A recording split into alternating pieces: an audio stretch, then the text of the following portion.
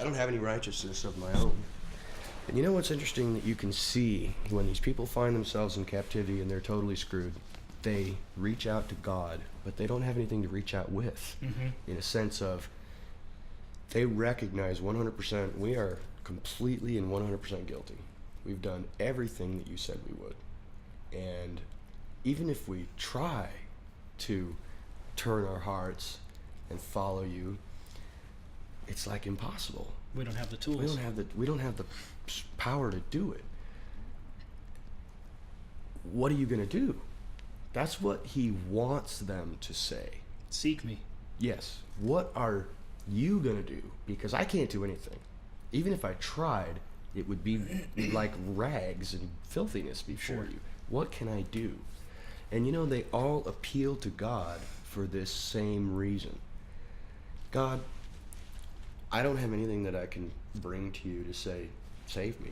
I don't have any righteousness. I haven't done anything good. Even if I did, it wouldn't be enough.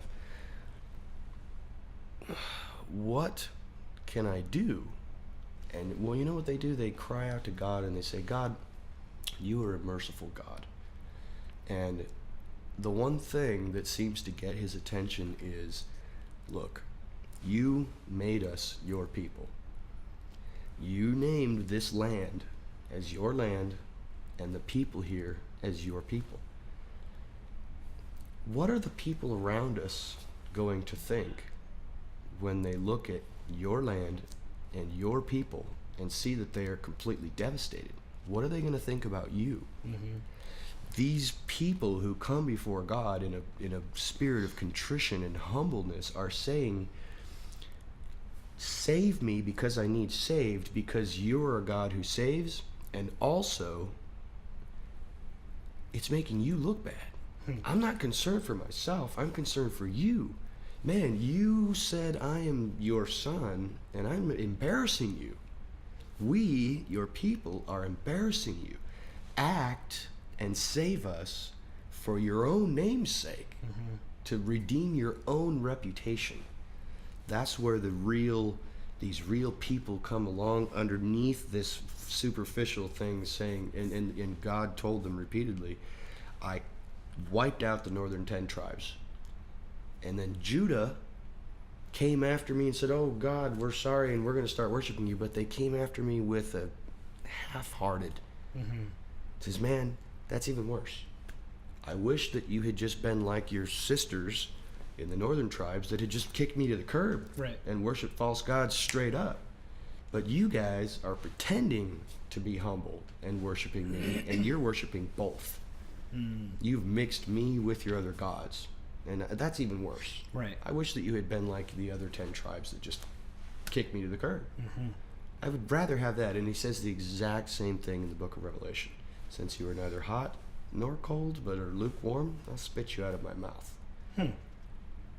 I would that you were either hot or cold, but lukewarm that's the one thing that bothers him the most, that's called mixing the pure with the common, and it turns into mush and lukewarm water that's good for nothing. Make it hot, make it cold. This is yuck. So at this time, the prophets had prophesied forever that the day is going to come when God, who has scattered you throughout everywhere and has turned his face against you, and your enemies are destroying you. You got to remember that even though the Jews were in the land and they weren't having any success, they had some, but they were continuously, who were they under when Jesus came? The Romans. They were controlled by the Romans. They had previously been controlled by the Greeks. They had previously been controlled by the kingdom of Alexander the Great. They hadn't had control of that land since 1800 BC. Wow. No, not quite that far. I apologize. It's like 600 BC when they got taken captive to Babylon. They hadn't had control of that land since that time. Wow. When Cyrus the Great from the Medes and the Persians let them go back, some of them didn't.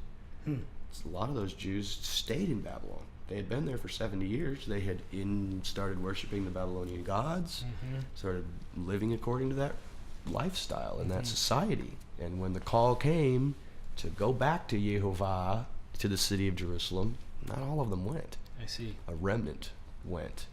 A remnant. And that's a really key term in the scriptures, is remnant. And it's like the leftovers. Right.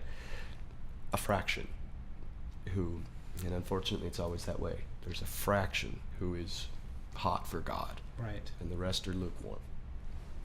It's tough. mixing. It's They're tough. mixed into Babylon. Yes, exactly. I And see. that's exactly what Babylon represents, is the mixing, confusion. Babel is confusion. That's where God confused the languages. Babylon is a religion of confusion, because you've got so many different religions and truths and half-truths and lies mixed together that no one knows what's going on. It's strictly pure confusion.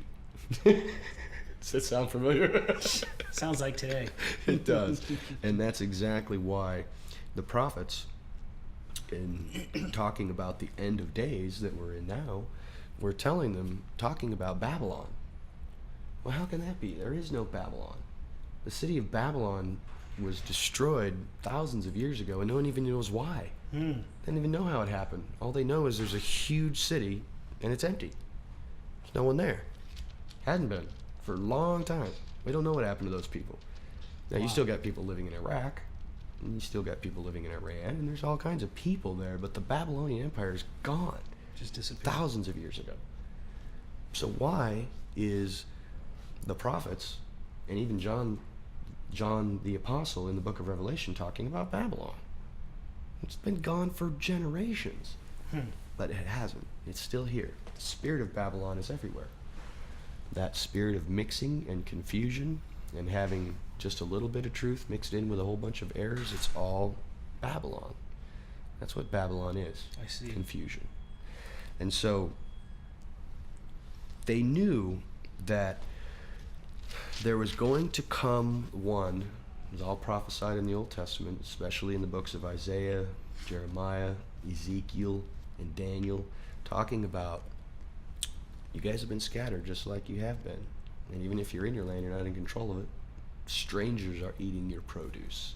You're producing the fields for them. Yeah, they'll give you the scraps, but you're going to be slaves in your own land. And so a lot of the Jews, of the leadership of the Jewish people at that time, didn't really think that way. They thought, we're back. We're worshiping God. God has given us this place. Look at our magnificent temple. Our masters and our rulers, our slave owners, have given us a certain semblance of freedom.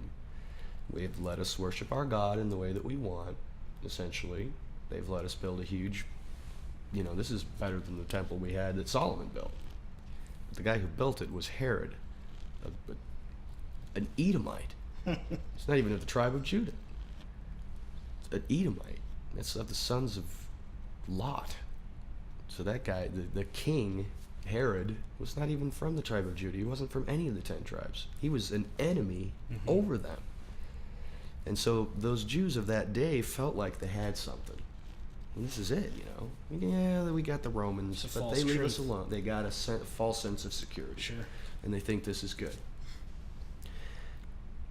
But those who knew and had considered knew that we're not free.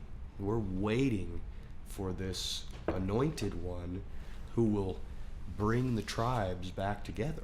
That's the whole point of this salvation in the end days, is to regather the tribes of Israel. That's where the whole idea of a rapture comes from, is that he says all over in the Old Testament, wherever I've driven you, all over the planet, from there will I gather you. From the east, the west, the north, and the south. It doesn't matter how far away I have driven you in your exile. From there, I will gather you again, all of you, all the 10 tribes. You said that's where the term rapture came from? That's where the idea I see. of the rapture came from. And that is what the rapture is. That is the rapture. It's the gathering of That is God's the gathering. people. The gathering of God's people that has been prophesied throughout all time.